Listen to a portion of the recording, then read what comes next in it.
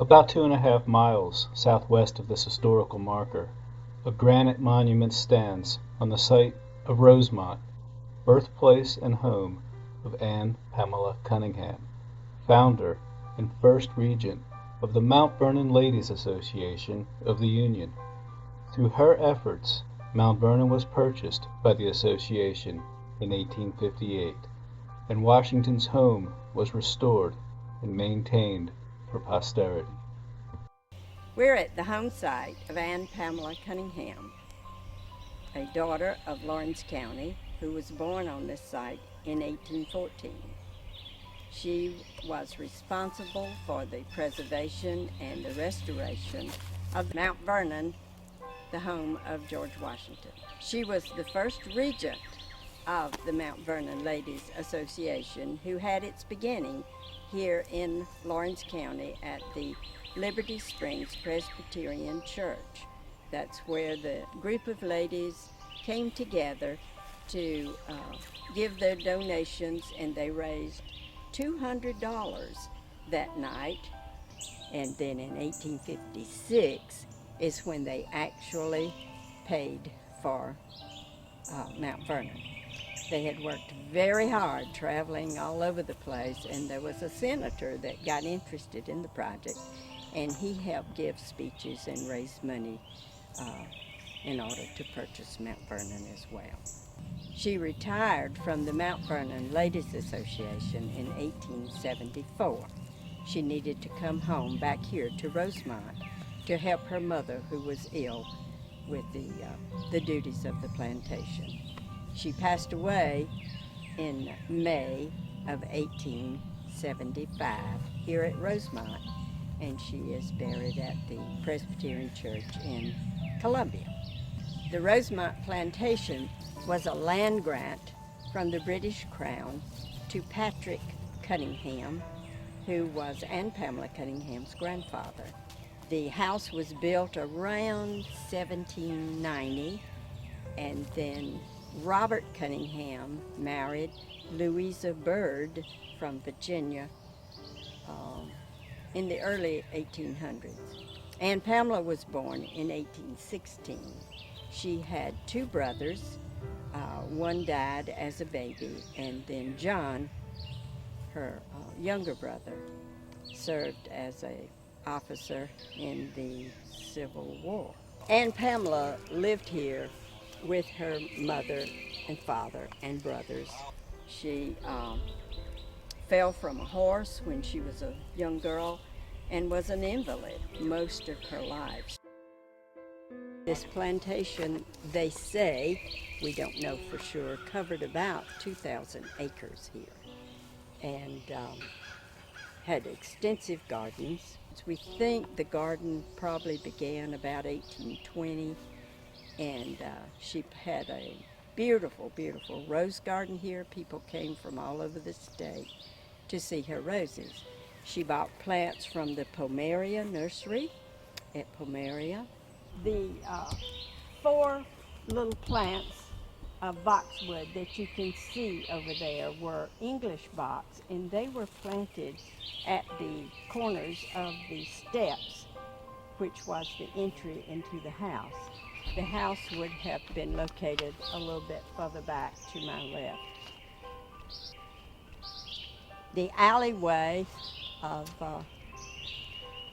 tree box came right up to the front steps, and there was a circle where the carriages came in. There were lots of little outbuildings. The library was located over to my right. The kitchen would have been located behind the manor house, back behind me to the left. And there was an alley of crepe myrtles from this portion of the house that ran forward. There was an alley of cedar that ran from behind the house all the way down to the river. And then, of course, there were roses and other plants just everywhere. My name is Ernie Seegers. I'm a member of the Rosemont Preservation Society. I've worked for a long time for Lawrence County, and I've had an interest in this for a long time. I grew up over in Cross Hill, about 4 or 5 miles from here, and I've been familiar with this for a good many years. Behind me, you can see Lake Greenwood, which did not exist when this house was here in the 20s and burned in 1930. The Saluda River ran its course this to the south, and the house, which we're not far from the site, actually faced away from the river. It faced east toward Highway 221. Men of some note visited the Rosemont Plantation, including Joel Poinsett, who was got better known up in the Greenville area. He was a ambassador to Mexico. The poinsettia flower is named for him. I think he brought it from Mexico here.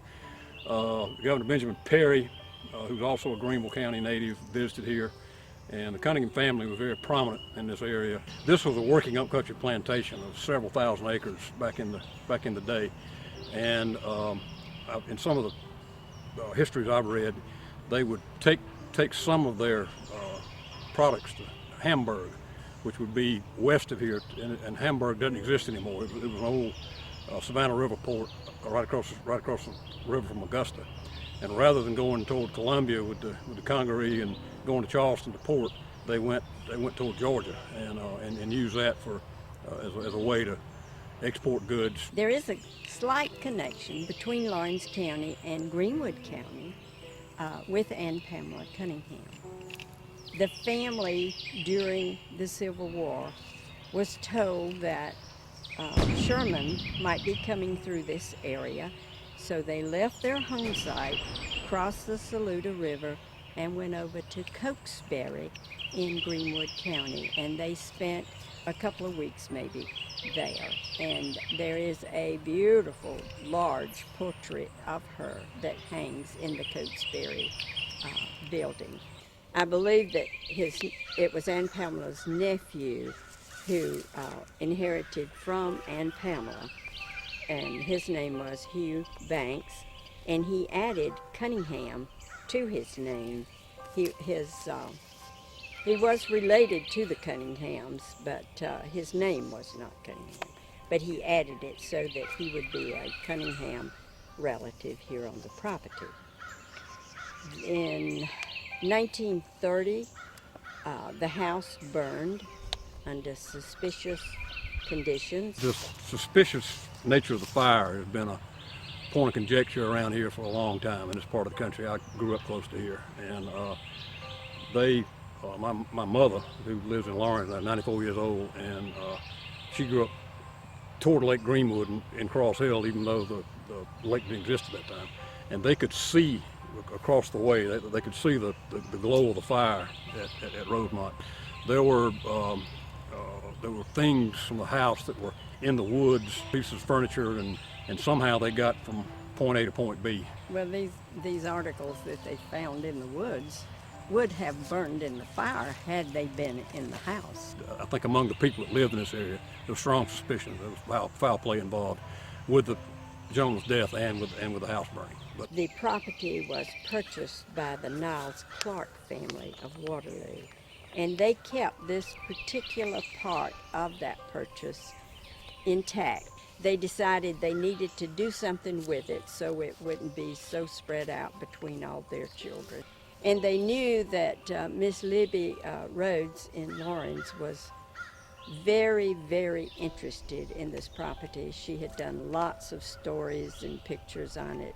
So he said something to her, wondering if she or a group of ladies would like to buy this 4.5-acre home site. Mr. Clark agreed to sell us this 4.5-acre home site, and he donated half of the asking price as a gift to the Rosemont Preservation Society. And these 7 people signed a mortgage for the rest of the amount of the property, and we had no earthly idea how we were going to pay for it. But 1 year later, we received a grant from the South Carolina Conservation Bank, which totally paid off our mortgage. Mount Vernon loaned Dean Norton to us, who was the horticulturist from Mount Vernon, to come down and help us see what needed to be done to the boxwoods. They're trees now, they are so large. So he pruned them out in the manner that they should be. We didn't shorten them, we just shaped them up a little bit. And after he finished that pruning job is when we could actually see that the alley ran up to the front of the house. At some point, the Rosemont Preservation Society hopes to footprint the house and the library and the kitchen, so that when guests are here walking the paths, they can see where these buildings were. The purchase price was $200,000. The nephew of George Washington offered it to the state of Virginia, and they declined. He offered it to the United States, and they said, no, we don't want it either. So this little invalid lady from South Carolina purchased it and helped in the restoration of it. According to the website mountvernon.org, when Anne Pamela Cunningham established the Mount Vernon Ladies Association, the association became the first preservation organization in the United States.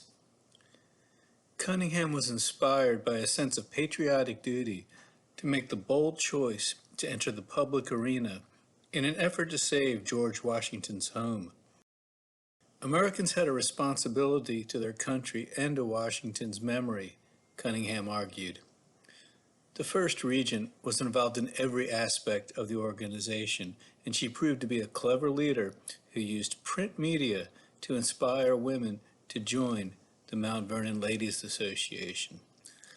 The ladies were relentless and successful in their effort to reach people in small towns and large cities and raise funds to save Mount Vernon for future generations.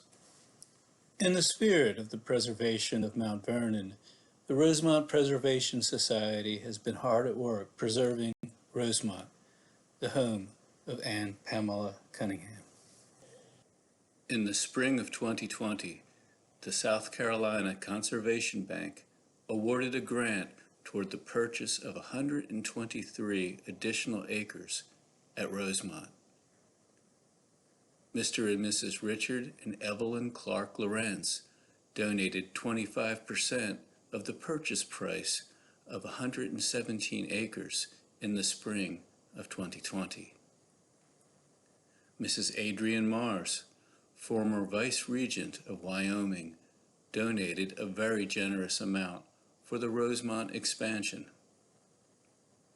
Mrs. Jean Sherrill, Vice Regent for North Carolina, donated a very generous amount for the Rosemont expansion.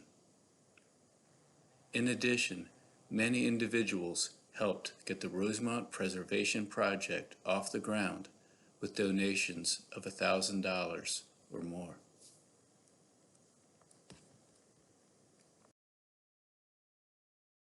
This unassuming piece of property is very important in the overall expansion plan for Rosemont.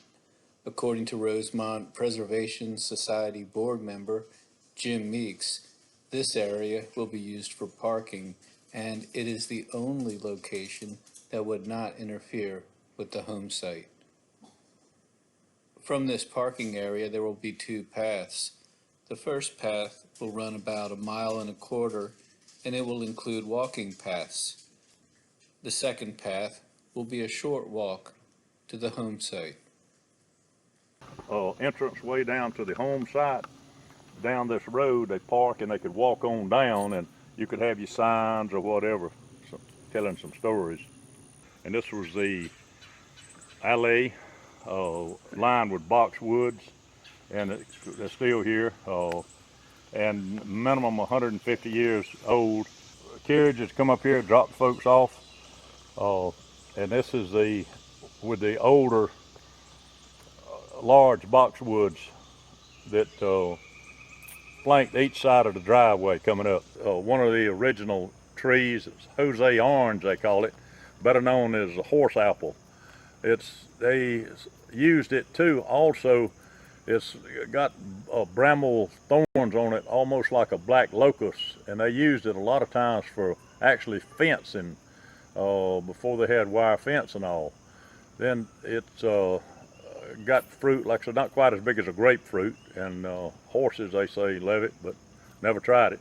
And there's walnut trees, there's black walnut trees. Walnut trees are very slow growing trees, so it's almost sure it was 150 more years old. Standing in sharp contrast to the remarkable history preserved at Rosemont is this 20-acre clear-cut piece of land just a short walk away. According to Jim Meeks, this scene emphasizes the important work already done to preserve Rosemont, but the work is not finished yet. I mean, this was a lady that was first historical society that had ever been, and she started it in America and also saved George Washington's home place, yet and still she was almost an invalid. But I mean, the thing too, back in those days, a woman's name could not even be in a newspaper unless, or not supposed to be, unless she was at her birth or her death. But here this lady did it under a assumed name to raise this kind of money and to save that place. A lot of people should really take note and try to at least show respect and preserve her home place.